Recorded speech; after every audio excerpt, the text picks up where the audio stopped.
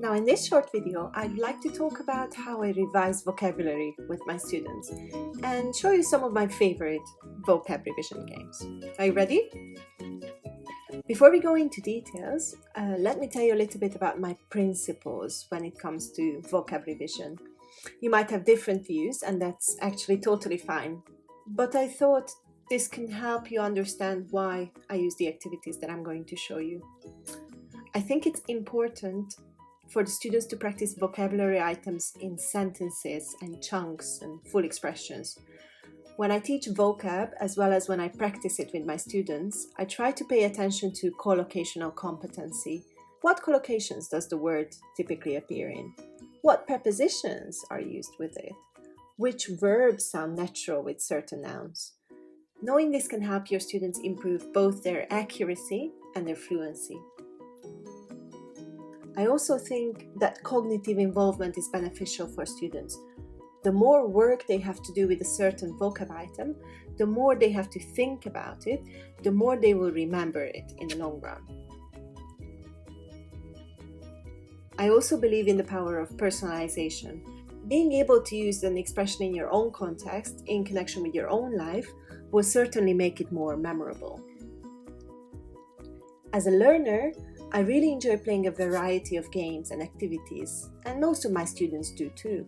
So although there are some Jolly Joker vocab activities that always work, like taboo, charades, or palmanism, I try to vary them so that students stay motivated and on their toes.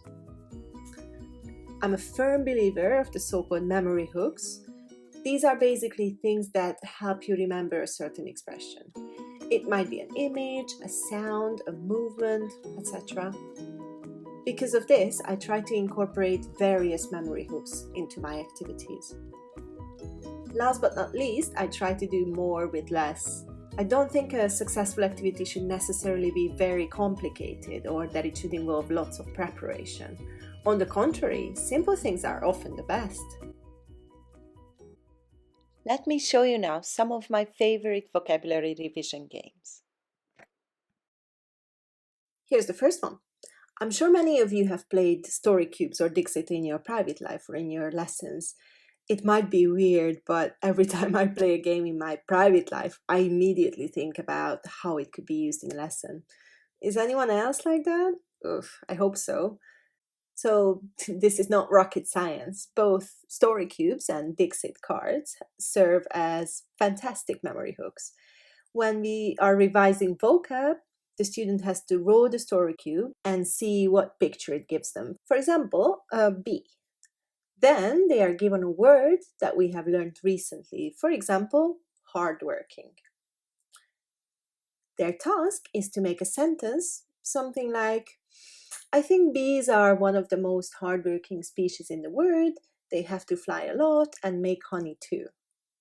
It doesn't matter if the sentences are not factually true or if they sound a bit silly. What is important is that the student uses the piece of vocabulary correctly in a sentence. I usually encourage them to say longer, compound sentences. Dixit can be even better for this because the pictures there are quite abstract. Students can really let their imagination run wild. Luckily, there is an online version of Story Dice as well. Just go to this website and you will be able to play this game with your students anytime you're teaching on the Preply Classroom. You have 9 dice here, but you can also change to the 5 dice version. And this is how you roll them. This can be easily used in a Preply Classroom by using the share screen function. The easiest zero prep vocab revision activity that you can do with your students is to get them to work with the words. A good example for this is categorizing the expressions. They can think of words that are characteristic or not characteristic for them. For example, being late from meetings or burning the midnight oil. All you have to do is to get them to draw 2 columns and put the examples in the correct category. Once they've done that, they can compare it with their partners and see how similar or different they are. The categories could also be things I like or things I hate.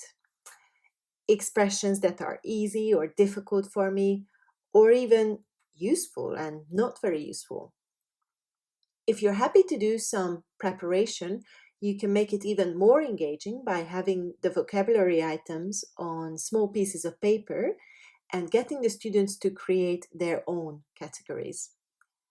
What I love about this task is that there are no correct or incorrect answers, and students get to talk about the vocab items and they get to justify why they would put them into a certain category.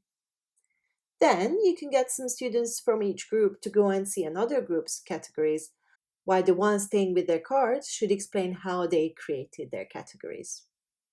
Again, lots of communication, creativity, and engagement. And here comes the last game, something I saw in an entertaining TV program, The Tonight Show with Jimmy Fallon.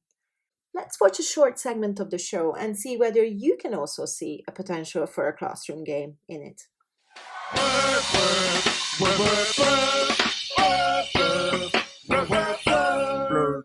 Here's how it works. We have this deck of cards right here, and written on each card is a random word, which neither of us have seen before.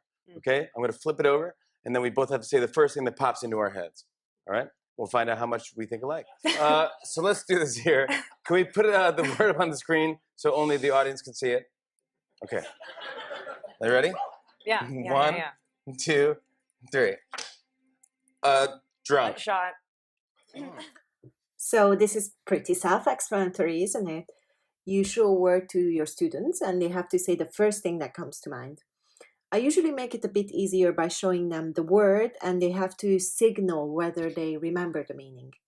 If everyone does, then on the count of 3, they say the first word that comes to mind. Then, to make it more communicative, they have to explain to each other why they have thought of that word. Some pretty funny explanations can come up at times. So these are my favorite vocabulary games. I hope you like them. Good luck experimenting with them.